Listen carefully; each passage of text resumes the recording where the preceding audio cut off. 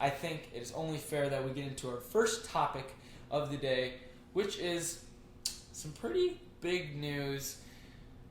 Avengers Secret Wars. This is something that's very divisive for a lot of people, but it has finally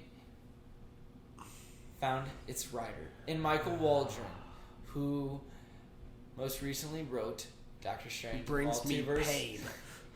He most recently wrote Doctor Strange in the Multiverse of Madness and Loki.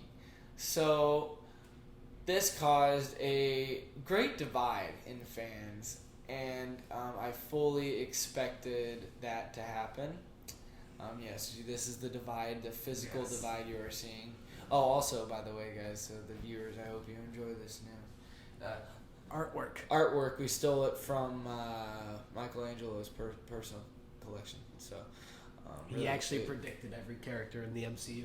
Yeah, it was just ripped right off the walls. But anyway, this is causing a lot of divide with fans, and it is something where, personally for me, I don't have any major dismay or hate for any of the properties that he's written. Multiverse of Madness was considered a calamity by many. It was also considered a train wreck. I am starting to hate this word, but a lot of people thought it was mid. And I thought it was somewhere probably between mid and really good. I don't think it's one of the best entries of the MCU, but I also don't think it's anywhere near the worst. So this is something to me where Nick and I tend to disagree. And I really enjoyed Loki. I really did. I think Waldron did a really great job writing that. And I'm hopeful. I know that in an Avengers movie, I mean, obviously Marvel Studios and Kevin Feige have a lot of... They got a lot on their plate right They have now. a lot of pull. Right? Yeah. Not only that, but I'm just saying generally they have a lot of say when it comes into who's going to be in the movie, what do they want to do, and a lot of them are written by committee too. Yeah, to an extent. So you're gonna. He's not going to have full creative control. Right, but that makes me wonder how much of this is controlled by the writers' room, and Feige and executives, and how much is actually the input given by Waldron. And so that makes me think, is Waldron's input the occasional really bad one-liners, or is Waldron's input some of the very well choreographed fight scenes? I think Loki had some very meaningful dialogue. I think Strange definitely had its moments too. I can absolutely see where people have their faults with it, but I have to disagree there. So Loki, some of the dialogue was good, I will say, but things like, they showed Loki the PowerPoint presentation that speed ran his character development. How inconsistent that show was with timelines versus universes versus multiverses versus whatever buzzword they decided to throw out to try to organize itself. The fact that they did kind of bench Loki for a good part of the show, and I mean, Doctor Strange was one of the worst written Marvel properties that I've ever seen. I like Loki, I do. I really enjoyed Loki, but it was inconsistent, and that's what worried me. That's what worries me about Secret Wars, because Secret Wars is going to be very involved, lots of moving parts, lots of multiverses, lots of different characters, and if you can't keep consistent, coherent track of that, it's going to spell trouble. And if you can't do that in a show you wrote to a movie you wrote, I'm seeing some red flags there. And, I mean, that's not even getting into how bad I thought Multiverse of Madness was. Now, let me ask you this. You think Loki was sidelined in Loki? I don't think Loki was sidelined in Loki. I don't think that's the right way to put it. I feel like he didn't develop as a character from where he was at the end of Infinity War. When he was killed in Infinity War. Because they speed ran his character development up to that point, and from then on, he was kind of just where Loki would have been after Infinity War. Interesting. I guess he was less power hungry, but we knew that by the end of Infinity War. Well, okay, here's my thing, is that the Loki that we meet at the beginning of his show is a Loki from 2012. Right. Plucked directly out of the end of 2012 Avengers. So that none of Loki's character building had anything to do with him showing up there until I thought I'm going to disagree with you completely on the whole what you called PowerPoint presentation speed run of his character development. I think it was a very unique situation in the sense that this was really our first look at a variant, and we get Loki right after one of his, probably his biggest failure in his life to that point. He wanted to be king, and I totally understood when he was shown everything that goes on in that main 616, quote unquote 616 timeline. When he's shown that, I really liked where his character went. I think it put him in a very interesting place and allowed for him to grow in a very meaningful way in the show. I just think that I just think that it was very. I think it made sense. I think it made perfect sense because the power hungry Loki gets put in a position where he has no power. Here's Infinity Stones in a file cabinet. It was the most humbling thing for him, and that was the perfect track for him as a hero. Okay. I can see that point, but I think more than anything, I don't think it was lazy. The PowerPoint thing I felt like was lazy and was definitely a crutch. Now, with the Infinity Stones, being in the drawer and showing him that there are bigger powers, that I think is a good portion of that character development. I think that's a lot different than what they did in the main timeline. It's definitely a different bit of character growth, which I did forget about that one, so I can kind of see what you're saying there. Mm-hmm. But irrespective still, I mean, the show was logically a mess. And Multiverse of Madness was logically a mess. The internal consistency of the storytelling in both of those is off, and I thought Loki executed it well enough because it was an enjoyable premise, but I don't give the same grace to Doctor Strange, especially as it was a main entry movie. An event. It was an event. I mean, especially with how they market it with the Illuminati. It was an event, and Secret Wars is surely going to be an event. Yeah. So and now I know Doctor Strange had a lot of problems in the writing process. I mean, I know the rewrites were up to the last 3 weeks before they needed a script. So there were multiple different approaches there. So I really hope that's where the main bulk of that movie's problems come from. But I am a little worried about the outcome here. I think it's completely fair to be worried.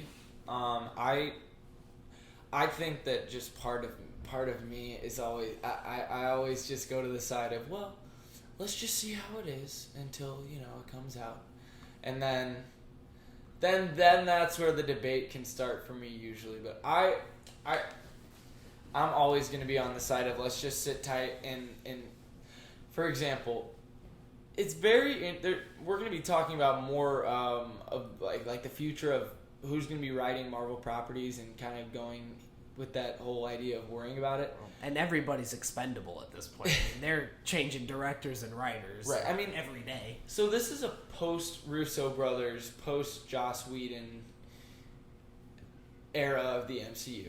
And a lot of people clung to those directors. And Marcus and McFeely I'm pretty sure they did everything that the Russo brothers direct. They wrote everything that the Russo brothers directed. I may or may not be wrong, but I'm pretty sure they did. But,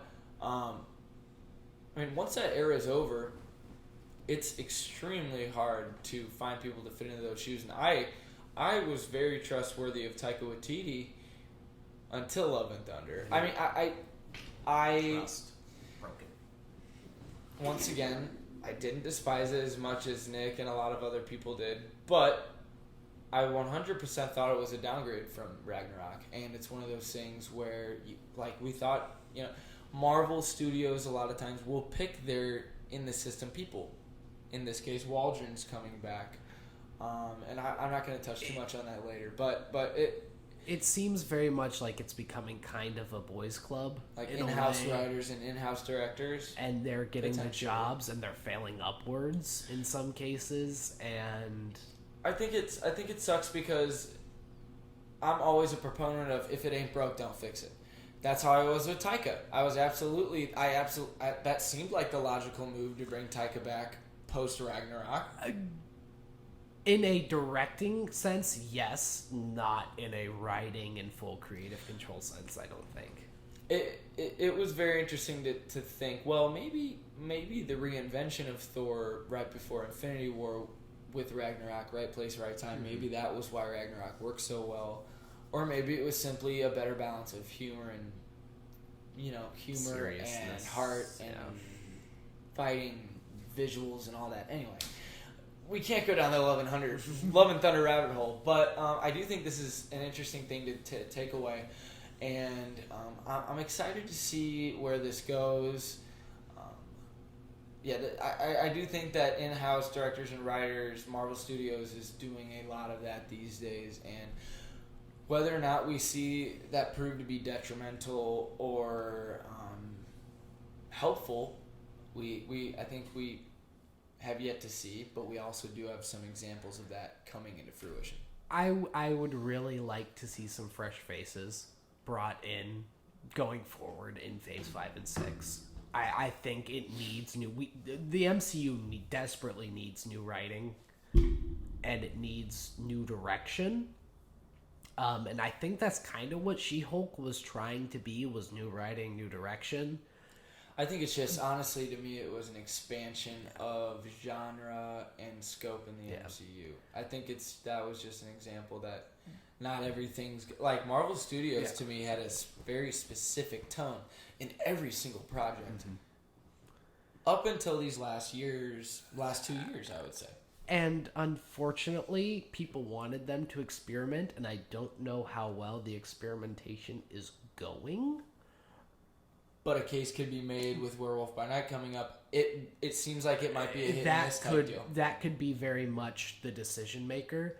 I want to see some variation, but I also think they need to find people that can competently write standard MCU. I don't want to say standard, but sometimes you miss the oldness, I guess. And okay.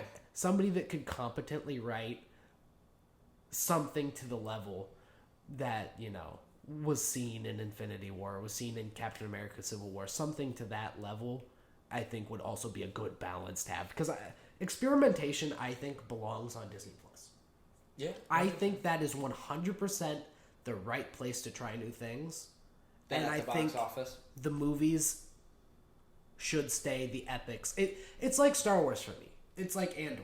I'm so glad they're experimenting with a darker tone in Andor, but I don't think I would like to see that in a movie. I want the movies to, be the hero's journey, the epic saga. People go to the movies for blockbusters, for big level things. I mean, Marvel Studios, I think, realizes that, which is, we'll get into an example of that, a very recent example of that in a little bit, but yes, I do. Now, in some cases, can I see experimentation on the screen? Yes, there are characters that necessitate it. Blade necessitates. We'll get into that. Yep. Blade necessitates a difference. Deadpool necessitates a difference, but for a different reason. Yes. And I think his tone's established. But so is Blade's though. Yeah. But they're not going to do it like they did in the 90s. Yeah. 2000. I love Wesley Snipes. Those were such good movies. We'll talk about that later. Yeah, it's something I gotta hop on to. So. But I think experimentation is definitely better done on Disney+. So my only thing is, so I'm thinking about Waldron's writing. He wrote Kang's introduction into the MCU. I really liked that last episode and the interaction between Kang, Loki, and Sylvie. But do you think Kang's arc will end after Kang Dynasty, after Avengers 5, or do you think he's going to bleed into the main villain type? I mean, he has to have a part in Secret Wars going purely off of comic. I was going to say, I really don't know much about Secret Wars other than it's just a grand scale multiversal war. I mean, Doctor Doom and him are arguably the two, like, well... Okay, yeah. Doom's coming for sure. But, like, of the villains that we know exist, I mean, yeah, Skrulls too, kind of. But... They're around. They're popping up more. But you need a Kang for Secret Wars to happen. Okay. I don't think he'll go away. Maybe he'll be defeated in Kang Dynasty. It won't be a Thanos. But his impact will probably lead directly into Secret Wars. Okay. I really like the character that they have going for at least the He Who Remains Kang variant right now. I liked him. He was one of the high points of the finale for me. But that episode was almost exclusively dialogue, which I guess it was a lot of talking. It was a lot of exposition, and that was kind of necessary. And it's good they started the legwork to set up Kang, because he needs that legwork, and he doesn't have, like Thanos had, he doesn't have Avengers. He doesn't have everything in Phase 2, basically. So, I mean, there's good and bad there, but I really did like the He Who Remains variant of Kang, at least. I think the rest should be competently done if they keep around that formula. Right. Okay, so definitely some hopes, definitely some worries, but we're just going to have to strap in and see really how it pans out. But yes, now we do know we have a writer, and we can worry about that for a few years until we see how it turns out.